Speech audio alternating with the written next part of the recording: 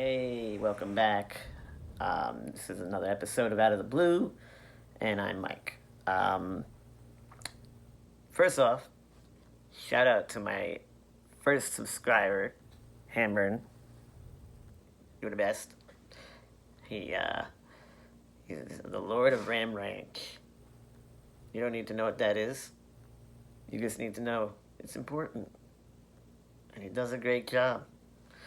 Now, with that out of the way, um, today I'm going to be doing a sports conversation. Now, you might want to, if you're not into sports, you probably don't want to watch this. So, um, by all means, do not continue if you're not a sports fan.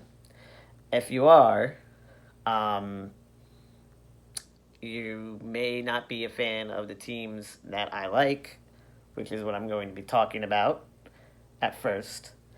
And then I'm going to be calling out some people that I noticed have been killing sports in general. So first, the good stuff. Um, those who know me know that I am a fan of the Yankees, the Giants, the Knicks, the Devils, and the Michigan Wolverines. Um, this is the first time, the first year that I can remember offhand um, where I am literally excited about all these teams and the direction that they're going. Um, the Devils, um, they made it. They made it to the playoffs a couple of years ago, but they absolutely got beat up and outmuscled uh, by just a bigger, meaner, very dirty Kings team. And I thought, okay, well, we made the playoffs. It's fine. We're going to be back next year. We'll get some defensemen, whatever. We'll get bigger and meaner and handle our business. Except we didn't. And we got really bad really quick. Like, we can score goals, but we can't, stop anybody because we just don't have the defensemen. So, what did we do this year? First off, we got the number one pick in the draft because we were so bad, and we got an absolute superstar, like superstar. Like, I think on an Austin Matthews type level. And he's offensive, but that's fine because we went out and got a bunch of mean, nasty defensemen, and we traded for one of the top ones in the NHL. So all of a sudden, where we had like zero hope going into the season, we're going to be competitive. And I love it. The Yankees, well, a lot of you love to hate us because we're so good. And we've always been relevant. And I love it. I love that you guys hate us so much. You can say we buy our championships or whatever. Whatever. You would too if you had the money. So, um, this year, I mean, we're just filthy. We're so good this year that literally our backups are better than the rest of the team's starters. Our backups are beating y'all's butts. Something fierce. And it's great. And if we get any pitching whatsoever in any kind of deal, we're going to be winning the World Series. Period. Period. That's just the. There's no denying it. Like, we're too good. Um, the Giants. This one's going to be a little bit more in depth because it kind of pertains to the second half of the video and the people I'm going to call out. I love the Daniel Jones pick, okay? Love it. You can hate on it all you want. You can say he was going to be there at 17. He wouldn't have been, by the way. But you can say that he would have been. Bottom line is, we needed a quarterback of the future, and we got him. And the kid is a stud. You can point to his stats in college, and you can say, well, his stats are trash. I mean, we took him over, Dwayne Haskins. Fire, get him, and no, he don't know what he doing. I mean, the difference between Haskins and Jones didn't have a running back. He didn't have an offensive line. He didn't have receivers. Nothing. Nobody that was NFL caliber. Hell, a lot of them weren't even college caliber. And he produced. And he made that team a winner. Um, Haskins had probably the second most dynamic receiving core in college football. It wasn't Alabama good, but it was up there.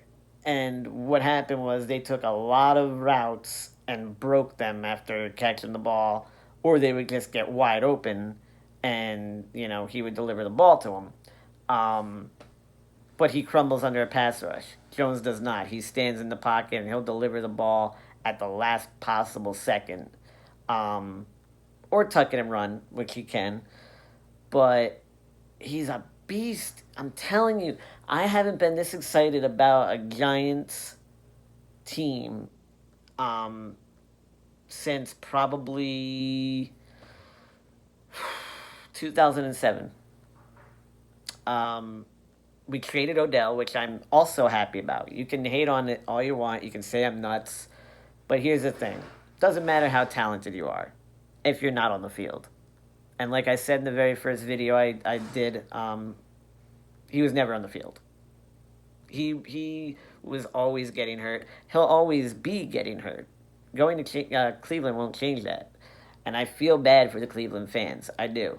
Because they're going to get their hopes up, and then he's going to get hurt, and they're going to see the pain that we've been suffering through. He was also way too much of a diva. He put his OBJ gimmick before the team. He stopped being Odell Beckham, started being OBJ. It fell apart. We got rid of him. I'm thrilled. Peppers is going to be a beast. He was on the upswing for the Browns at the end of last season. Way better than Collins. Collins is a beast against the run, but he couldn't cover an infant with an Afghan. He couldn't cover a legless infant with an Afghan. That's how bad at covering he was. So, yeah, I mean, Daniel Jones, we made the right pick there. We got Dexter Lawrence, who's going to be a monster on the inside.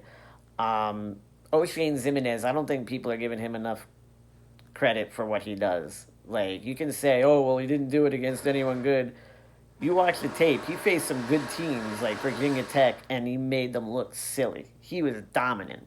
His hand technique is fantastic. I think he's going to be another OC Umenyiora. I really do. And Carter has always had the ability. Always had the ability.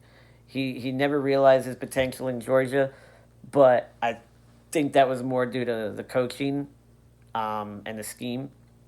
I think Beckshire is going to bring it out of him. And Saquon is just quite simply the best running back in football. I mean, you can say what you want and say, oh, well, he's only got 1 year under his belt. It could have been a fluke. No, you don't do what he does on the field and have it be a fluke. He did what he did last year with one of the worst trash offensive lines in football, and now he's got a decent one in front of him. He could go for 2,000 and 1,500. Okay, more like 2,000 and 1,000, not 1,500 yards receiving. That's not going to happen. But still, he could literally have 3,000 total yards. Easy. So, yeah, I mean, the Giants aren't going to go for the division this year. I'm under no illusions. But I think we could finish 8-8. And I think next year is going to be the year where you see us take the NFC East. Now, to the Knicks. I know a lot of people hated the Porzingis trade because it was a risk. Like, oh, you're clearing cap to get big-name free agents. What happens if they don't come? And that's a valid argument, but he needed to go no matter what. He didn't want to be there. You don't want someone on the team that doesn't want to be there. So they did the right move trading him no matter what. Are we going to get Durant? Probably not. Kyrie? Probably not. I don't want Kyrie. He's another Odell Beckham. He's a locker room cancer wherever he goes. Um, Durant would have been nice, but here's the thing: we now have R.J. Barrett, Mitchell Robinson, and Knox. That's three young studs, and Trier is very underrated, I think. Um, so we got a young core. I don't think we need big name free agents. I think if you keep building from the draft this young talented team from the inside, you can still compete. I mean, it may take a couple more years, but so what? I mean, we're Knicks fans. We've been suffering for over 20 years now. Um, that's fine. We can wait another two if need be, as long as it delivers. I think Barrett's going to be an absolute star. Knox has already shown flashes, and Mitchell Robinson, he's green as can be, and already one of the best at his position. I think when all is said and done, he could be a top two or three center in the NBA. I really do. The kid is special. Um, so yeah, there's the Knicks. We're going in the right direction. Even if we don't get Durant, it doesn't matter. We don't need Kawhi or Durant or Kyrie or Kemba. Um, we're already going in the right direction. Period. And last but not least, of my teams, the Wolverines. Okay, so year in and year out since Harbaugh's been there, and before, Ohio State has just bent us over and showed us the 50 states, and it's been heartbreaking. Except for that one game where we did beat them, we stopped them short, and the referee gave them like a full yard on the spot. And you Ohio State fans, you know it. You know it. Okay? But I digress.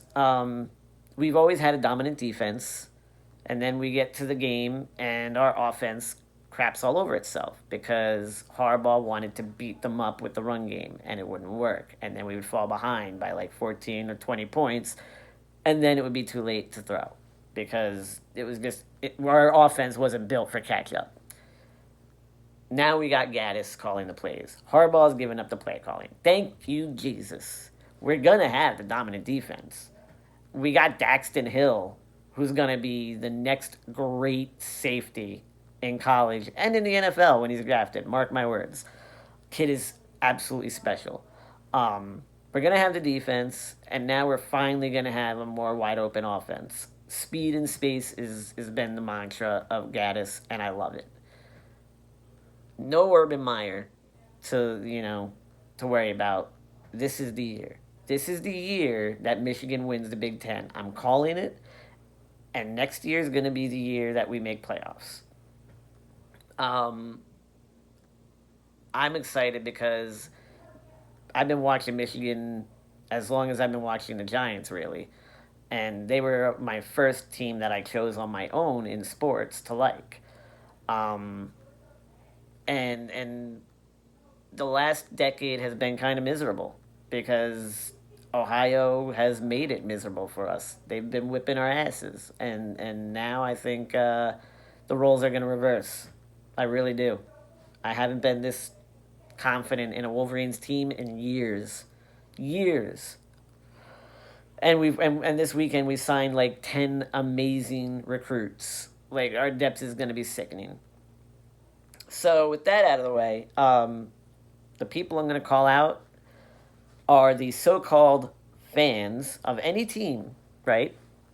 That aren't fans. And the ones that also speak on things that they don't know about, i.e., the Daniel Jones thing. People are only hating on the Daniel Jones pick because ESPN and NFL Network, etc., is hating on the Daniel Jones pick. People don't do their own research. They don't make up their own mind anymore. They just go with what the media tells them. They've turned into bleeding sheep. Meh, meh. What did ESPN say? That's what I think. Meh. It's so embarrassing to watch, and when you call them out on it, 9 times out of 10 they just like call you a troll or say you don't know what you're talking about, but they don't have a valid argument as to why. No counterpoint because they don't have a counterpoint because they get all their info from the media because they don't actually watch. None of these people hating on Jones ever watched a Daniel Jones game. I guarantee it. And now all of a sudden they're watching him in practice. Well, wow, he can throw the ball. Wow, he's actually good. He's athletic. Like, no shit, Sherlock. Maybe you should have watched the game. You would have known that. Um, the fan base that I'm like the Giants. I love the Giants. I hate our fans. Our fans are the worst. Not because they're obnoxious or anything, but because they're not real fans. Back in 86, 86 through the 90s, that place would be rocking. It was such a home field advantage.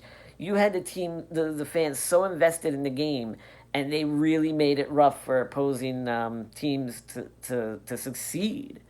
Um, and now our fans are more interested in getting beers up and down. Oh, beer and nachos, up and down. Missing half the game because they're too busy getting drunk or eating. They don't care about the game. That place is a ghost town when it comes to like noise. There's no noise in Giant Stadium anymore because the fans don't care unless there's a touchdown because they're not hardcore fans. When you have, you know, 24-year-old women in the stands with their phones, hashtag favorite team, hashtag hope they get a home run, hashtag woke up like this, um, or you know, guys bringing their families and most likely not knowing a single player on the team, but hey, at least I'm at the game, right? Um, it's sad. I'd love to know where those hardcore fans from the 80s and 90s went. Maybe when the PSLs happened with the new stadium, they couldn't afford it, but like, I miss you guys. I do. Fans have gotten so casual, um, especially in the New York, New Jersey area. They've become weak. They've become they're not a threat anymore at all. Like they don't make it hard for opposing teams in our stadiums, in our arenas, and it's really sad. Like it's so sad. I remember just I still bleed. I bleed blue for the Giants and the Knicks and the Wolverines, and I bleed red. Well, I bleed red anyway, but I bleed red for, the Devils, and I bleed blue for the Yankees. Like I'm always screaming. You can hear me screaming when I'm at the games, like from the other end, because I'm into the game. I'm hardcore all the time. What happened? When did we become a bunch of like sissified drunkards that only cared about getting drunk at the games? Oh, tailgating. Yeah, I'm going to tailgate. No, you don't go to a game to tailgate. You go to the game and tailgate if you want. It's an extension. You don't go to a game to tailgate. You don't go to a game to drink. If you do, you're not a fan. You're just an alcoholic. I'm sorry, but that's just the way it is. If I get to tailgate at a game, great, cool, awesome. Whatever. It's fun.